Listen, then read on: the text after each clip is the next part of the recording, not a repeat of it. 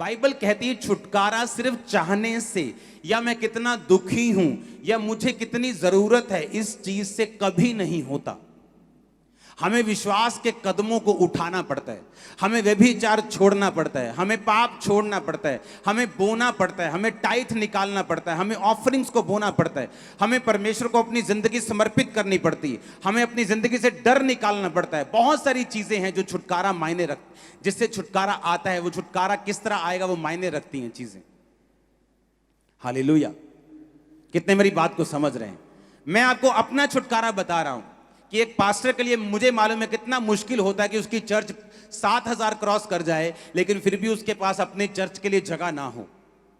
उसे मालूम हो किराए पर आप कितनी देर रह लोगे, कितनी देर कोई आपको किराए पे अपने रख सकता है। कभी ना कभी तो आपको निकलना ही पड़ेगा, कभी ना कभी तो आपको अपनी जगह में जाना ही पड़ेगा। लेकिन कब ऐसा होगा?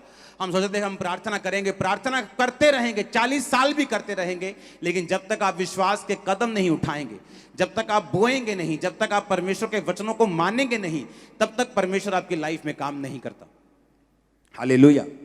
पहला राजाओं 3 उसकी 3 से 15 आयत में लिखा हुआ, सुलेमान यहोवा से प्रेम रखता था और अपने पिता दाऊद की विधियों पर चलता रहा। वह ऊंचे स्थानों पर भी बलि करता और धूप जलाता, और राजा गिबोन को बलि चढ़ाने गया, और क्योंकि मुख्य स्थान वही था, वहां उसने 1000 होम बलि चढ़ाए। हमेशा ये बात याद रखो, जब कोई भी बलि की बात होती है या ऐसी किसी चीज की बात होती है तो वो यहोवा के लिए है। पुराने टाइम में लोग वो सुगंध भी चढ़ाते थे और बलि भी चढ़ाते थे पुराने टाइम में। तो जब भी मैं आपको बलि की बात करूं, सुगंध की बात करूं, तो आपको मालूम होना चाहिए कि वो यहोवा के लिए था। गिबोन में यहोवा ने रात को स्वप्न के द्वारा सुलेमान को दर्शन देकर कहा, जो कुछ तू चाहे मैं तुझे दूं, मैं मांग। सुलेमान ने कहा, तू अपने दास मेरे पिता दाऊद पर बड़ी करुणा करता रहा, क्योंकि वह अपने को तेरे सम्मुख जानकर सच्चाई और धर्म के साथ चलता रहा। तूने उस पर इस तरह की करुणा की कि उसे उसकी गद्दी पर विराजने वाला एक पुत्र दिया है, जैसा कि आज वर्तमान है। अब हे परमेश्वर यहोवा, तूने अपने दास को मेरे पिता दाऊद के स्थान पर राजा किया है, परंतु मैं छोटा लड़का सा हूं जो भीतर बाहर आना नहीं जानता। फिर तेरा दास तेरी चुनी हुई प्रजा के लोगों के मध्य में है, जिनकी गिनती बहुतायत के मारे नहीं हो सकती।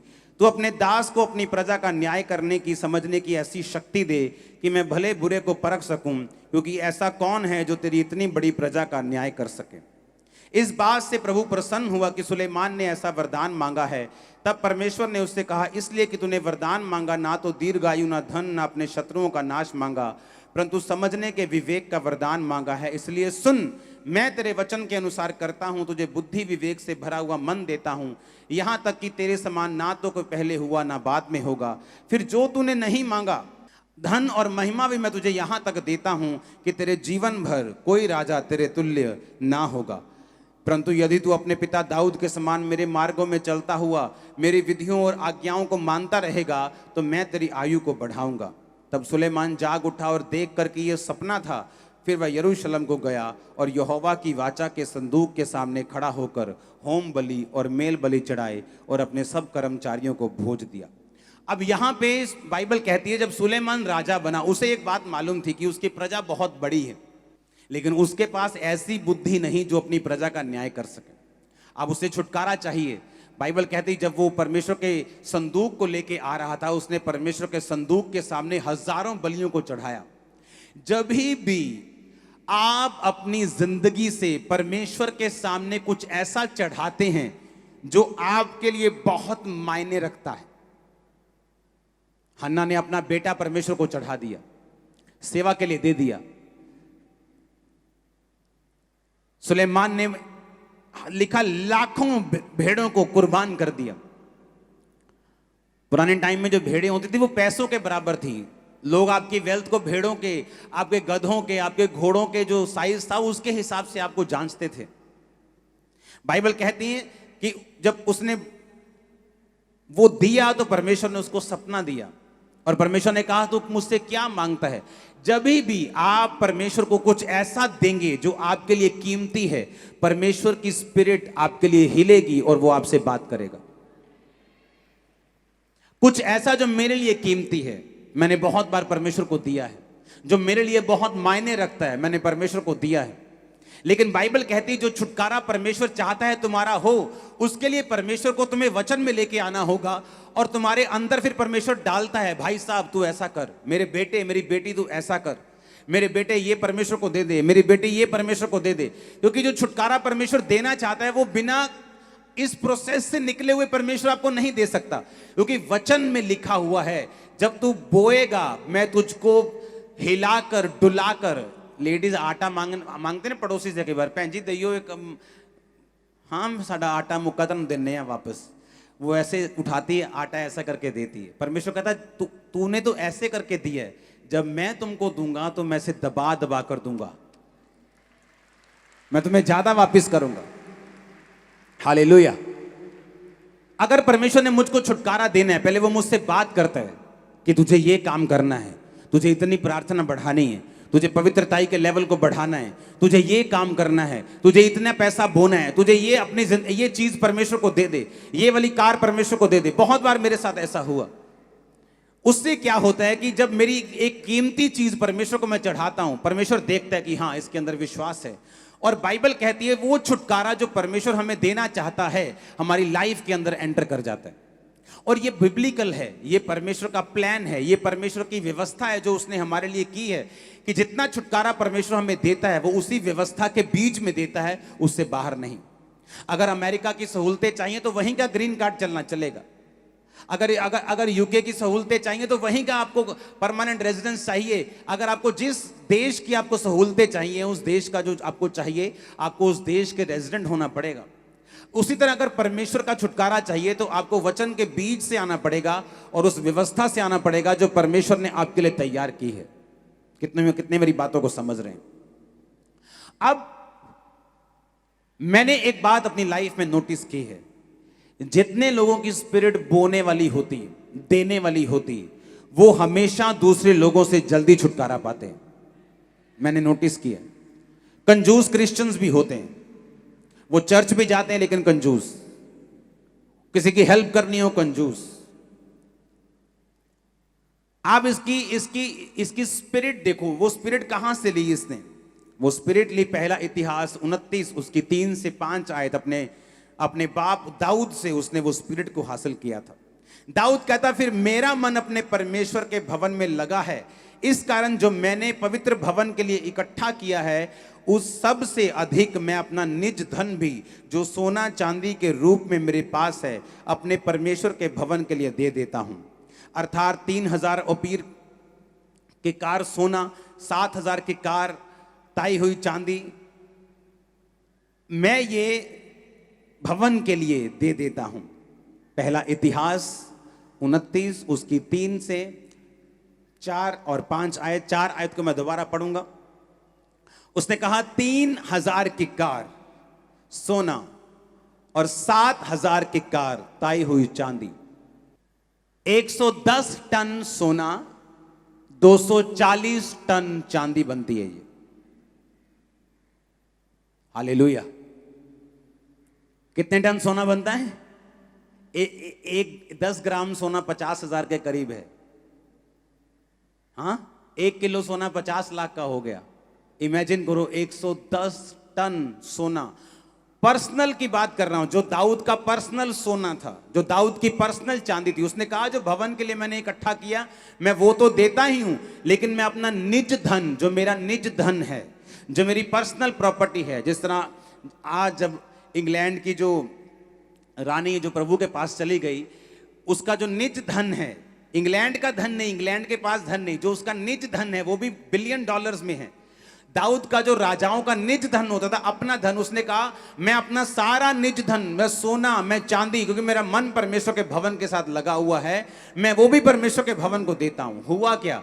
परमेश्वर ने उस सोने को ग्रहण किया और इसीलिए जब सुलेमान ने उसी स्पिरिट को लेकर उसी बलियों को, उसी तरह की देने की आत्मा जो उसके पिता में थी, जब वो बलियां चढ़ाता था, परमेश्वर ने विजन दिया। बलि देने के बाद परमेश्वर रात में सपने में आता और बोलता है तेरे को क्या चाहिए? उसने कहा मैं छोटा लड़का हूं, मैं चाहता हूं कि तू मुझे बुद्धि दे ताकि मैं तेरी प्रजा का न्याय कर सकूं। परमेश्वर कहता है अब मैं तुम्हें बुद्धि भी दूंगा, ऐश्वर्य भी दूंगा, धन भी इतना दूंगा कि तेरे पहले या बाद में किसी राजा को मैंने इतना नहीं दिया होगा। कारण क्या? क्योंकि जो दाऊद ने बोया उससे पहले इतिहास में ऐसा बड़ा बीज कभी भी बोया नहीं गया था।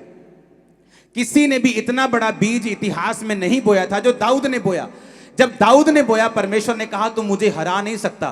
तेरे बाप ने जो बड़ा बीज बोया, चाहे तूने ये पैसा नहीं मांगा, उस बीज के कारण मैं तुझे बुद्धि भी देता हूं जो तूने मांगी है, लेकिन पैसा भी इतना दूंगा कि तेरे बाद या तेरे आने वाले समय में पहले भी या अब भी कोई भी राजा ऐसा नहीं होगा।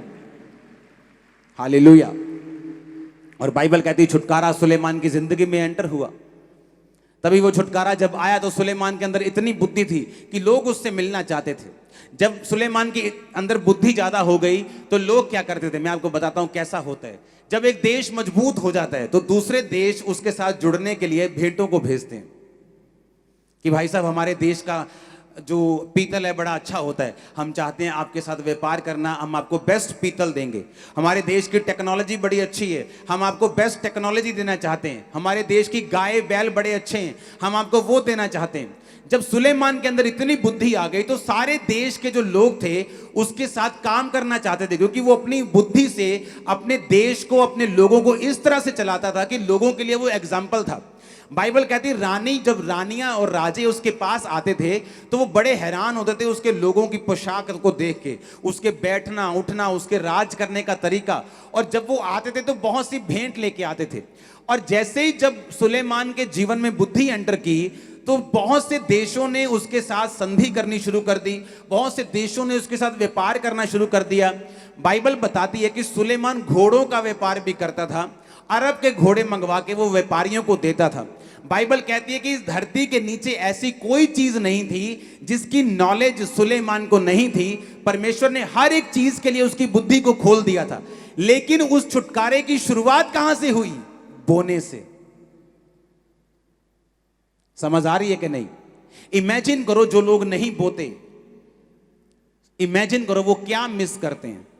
ये नहीं कि उनकी तनख्वाह 15,000 से 14,000 रह जाएगी, वो आइडियाज मिस कर देते हैं जो पवित्र आत्मा जन्माता है आपकी लाइफ के अंदर। वो आइडियाज मिस हो जाते हैं उनके, वो गाइडेंस मिस हो जाती है जो इस दुनिया को जन्माने वाला, देखी हुई जितनी सब चीजें उनको बनाने वाला परमेश्वर जो उनके दिमाग में जन्माना चाहता है, वो आइडिया वो मिस कर जाते हैं। आप जितने मर्जी समझदार हों, आप 10 आइडिया लगाओ, लेकिन कौन सा ऐसा आइडिया है जो परमेश्वर का उपजाया हुआ है और जिसमें परमेश्वर चाहता है, जो आपके लिए, फ्यूचर के लिए, आपके बच्चों के लिए भी कामयाब रहेगा? वो उन्हीं लोगों को मिलता है जो बोने वाले लोग हैं। बाइबल कहती, पौलुस ने कहा, जब हम फिलिपियों की पुस्तक पढ़ते हैं उसकी 15 से 19 आयत, तो उसने कहा, हे फिलिपियों, तुम आप भी जानते हो कि सुसमाचार के आरंभ में जब मैं मकदुनिया से विदा हुआ तो तुम्हें छोड़ और किसी मंडली ने लेन देन के विषय में मेरी सहायता नहीं की। जब मैं थिस्सलुनीके में था तब तुमने मेरी घटी पूरा करने के लिए 1 नहीं 2 बार दान भेजा था।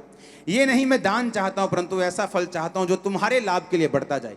अब पौलुस कहता है, जो तुमने दान भेजा था वो मुझे नहीं चाहिए, आपका पैसा मुझे नहीं चाहिए। आप चर्च मेरे को तनख्वाह नहीं देती, या मेरी वाइफ को तनख्वाह नहीं देती। चर्च मेरी मदर भी यही सेवकाई करती है, नहीं हम नहीं लेते तो हम अपनी मदर को दिलवा दें, या इधर से उधर से, कोई तनख्वाह नहीं लेता। पौलुस कहता, मैं तुम्हारा पैसा नहीं लेता हूं, मैं तुम्हारा दान नहीं चाहता हूं, पर मैं ऐसा फल चाहता हूं जो तुम्हारे लाभ के लिए बढ़ता जाए। पौलुस ने कहा, मुझे तुम्हारा पैसा नहीं चाहिए, मैं तंबू सीता हूं, मेरे और मेरे जो सहकर्मी, जो इवेंजलिस्ट हैं, जो प्रेरित हैं, वो अपना कारोबार करके अपना घर चला सकते हैं, अपना पेट पाल सकते हैं। लेकिन तुम जो बोते हो, तुमने जो बोया है परमेश्वर के राज्य के लिए, 2 बार इस घटी में, जब मैं परमेश्वर के सुसमाचार में था, जब मैं मिशनरी यात्राओं के ऊपर था, जब मेरे को पैसे की जरूरत थी, तुमने बोया। कहता, अब मेरा परमेश्वर 19 आयत में, उस धन के अनुसार जो महिमा सहित मसीह यीशु में है, तुम्हारी हर एक घटी को पूरा करेगा। आमीन। ये सब लोगों को नहीं कहा उसने। आज हर क्रिश्चियन इस वचन का रट्टा मारकर परमेश्वर से अपनी जरूरतें पूरी कराने की कोशिश ना करे। आप क्रिश्चियन हैं, आप जादू टोना करने वाले लोग नहीं हैं कि आप एक आयत को निकालेंगे और उसको पढ़ेंगे और बोलेंगे कि मैं 10 बार पढ़ूंगा जी, मैं इसको 100 बार पढ़ूंगा तो ये आयत पूरी हो जाएगी मेरी लाइफ में। ऐसा नहीं है। उस आयत को पढ़ने से पहले, उस पवित्र कलाम को पढ़ने से पहले, उस पवित्र बानी को, वचन को पढ़ने से पहले वो कहा किन लोगों के लिए गया? वो लोगों जिन्होंने मिशनरी कामों के लिए पौलुस की सहायता की थी। उसने कहा किसी और ने मेरी सहायता नहीं की, परंतु तुम लोगों ने एक बार नहीं 2 बार मुझे भेजा। अब मेरा परमेश्वर तुम्हारी घटियों को पूरा करेगा। मेरी ये प्रेयर है, आपके बच्चों की मैरिजेस हेवन करेगा यीशु के नाम में। मेरी ये प्रेयर है, आपके इंतजाम परमेश्वर का हेवन करेगा, हेवनली सप्लाई आपके साथ होगी। मेरी ये प्रार्थना है, आपकी किचन्स भरी रहेंगी यीशु मसीह के सामर्थी नाम में। आमीन। चाहिए बरकत तुम्हारी है चर्च।